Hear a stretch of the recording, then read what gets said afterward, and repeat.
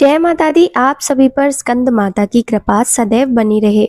आज की इस वीडियो में आप जानेंगे स्कंद माता की संपूर्ण पूजा विधि और शुभ मुहूर्त के बारे में। इस बार हिंदी पंचांग के अनुसार पंचमी तिथि 26 सितंबर शुक्रवार को सुबह 9:34 से शुरू हो रही है और जिसकी समाप्ति 27 सितंबर शनिवार को दोपहर 12:03 पर होगी। क्योंकि पंचमी तिथि में स्कंद माता की पूजा की जाती है और ऐसे में अगर हम बात करें तिथियों की तो क्योंकि इस बार एक तिथि बढ़ी हुई है माँ चंद्रघंटा की पूजा के बाद अगले दिन वैसे तो कुष्मांडा माता की पूजा होनी चाहिए थी, लेकिन अगले दिन जब कुष्मांडा माँ की पूजा होनी थी उस दिन भी तृतीया तिथि विद्यमान थी। इस कारण से तृतीया तिथि 2 दिन पड़ी है और तब वहीं से जो आगे का क्रम है वो थोड़ा सा गड़बड़ा गया है। लेकिन कुछ वक्त ऐसे भी होते हैं जो पूरी तरह से तिथियों को ध्यान में रखकर पूजा करते हैं, उपवास रखते हैं। तो कुछ लोग केवल क्रम के अनुसार उपवास रखते हैं। तो देखिए, अगर आप पंचांग के अनुसार चलते हैं और सूर्योदय व्यापनी तिथियों के अनुसार ही उपवास रख रहे हैं तो मैं आपको बता दूं कि इस बार सूर्योदय व्यापनी जो तिथि है पंचमी तिथि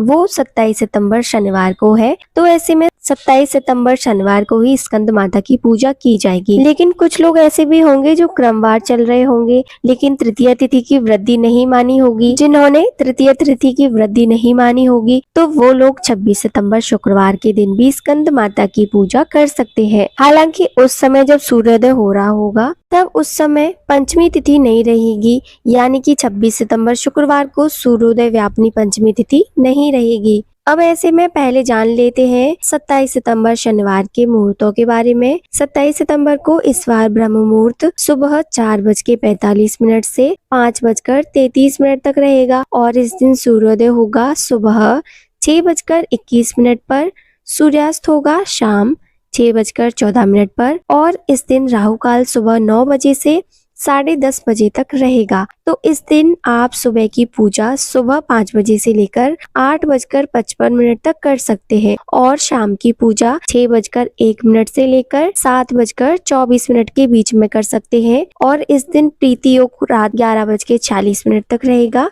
पूरा दिन प्रीति योग रहेगा और फिर रात 11:46 के बाद में आयुष्मान योग प्रारंभ हो जाएगा। इसके अलावा अनुराधा और ज्येष्ठ नक्षत्र का शुभ संयोग भी बन रहा है। अनुराधा नक्षत्र पूरा दिन रहने के बाद देर रात 1:08 पर समाप्त होगा। बाद में ज्येष्ठ नक्षत्र प्रारंभ हो जाएगा।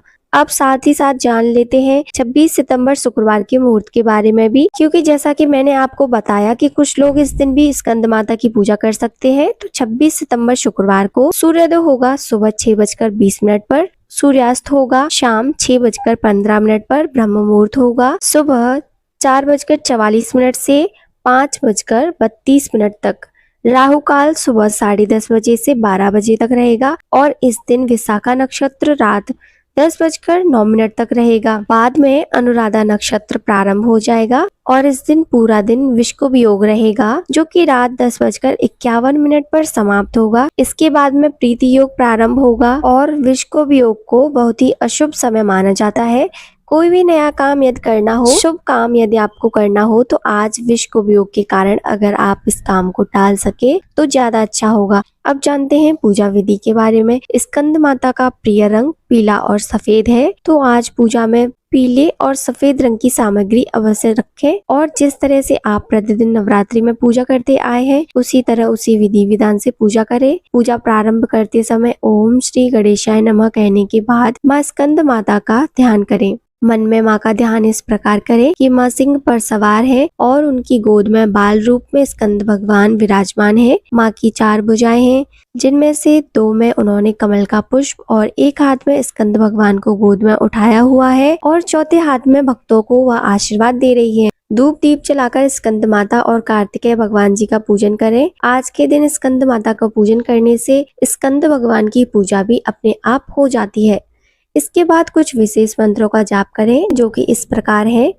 माँ की पूजा का मंत्र ओम देवी स्कंद माताय नमः। प्रार्थना सिंहासन गता नित्यम पद्मांचित कर्तव्या शुभदास्तु सदा देवी स्कंद माता यशस्विनी। स्तुति मंत्र या देवी सर्वभूतेषु माँ स्कंद माता रूपेण संस्थिता नमस्तस्यै नमस्तस्यै नमस्तस्यै नमो नमः। मंत्र जाप के बाद कथा का श्रवण करें और श्री दुर्गा सप्तशती का अध्याय 9 और 10 पढ़ें। इसके बाद दुर्गा चालीसा का पाठ करके कपूर जलाकर आरती उतारें और आज के दिन माँ को पीले रंग के फल या पीली मिठाई या खीर में केसर डालकर केसर वाली खीर का भोग लगाएं और आज के दिन केले का फल माँ को अर्पित करें और केले का दान करें। ऐसा करने से माँ स्कंद माता प्रसन्न होती हैं। सबसे अंत में अग्यारी करके क्षमा याचना करनी चाहिए। इस प्रकार से सुबह स्कंद माता की पूजा पूर्ण होती है। फिर उपवास रखना हो तो उपवास रखें। शाम के समय एक बार फिर से विधि विधान से पूजा करें। यदि माताओं बहनों को पीरियड्स हो जाए तो खुद से पूजा ना करें, परिवार के किसी अन्य सदस्य से पूजा करवा लें। इसके अलावा आप इस दौरान मानसिक पूजा कर सकते हैं। उस सारी पूजा जो आप खुद से करते हैं उन सभी पूजा का विधि का मंत्र आप मन ही मन ध्यान करें और मोबाइल आदि के माध्यम से कथा पढ़ सकते हैं, मंत्र जाप कर सकते हैं, दुर्गा चालीसा पढ़ सकते हैं, लेकिन खुद से कोई भी पुस्तक या कोई भी सामग्री छूने से बचना चाहिए। शाम के समय भी धूप दीप जलाकर स्कंद माता की पूजा करें और हो सके तो कथा का श्रवण करें, नहीं तो दुर्गा चालीसा का पाठ और अंत में आरती उतारें और माँ को भोग लगाएं। आज के दिन केले का फल गौ माता को भी खिलाएं और दान भी करें। स्कंद माता निसंतानों को संतान सुख भी प्रदान करने वाली है। तो ऐसे में कोई निसंतान महिला हो या जिन्हें संतान सुख प्राप्त नहीं हो रहा हो तो आज के दिन स्कंद माता की सच्चे मन से पूजा करें।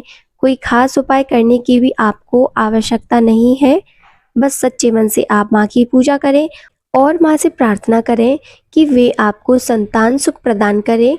और इसके बाद आप आज के दिन हो सके तो यदि आपकी सामर्थ्य हो तो कोई खेल खिलौना किसी निर्धन बालक को भेंट स्वरूप दें।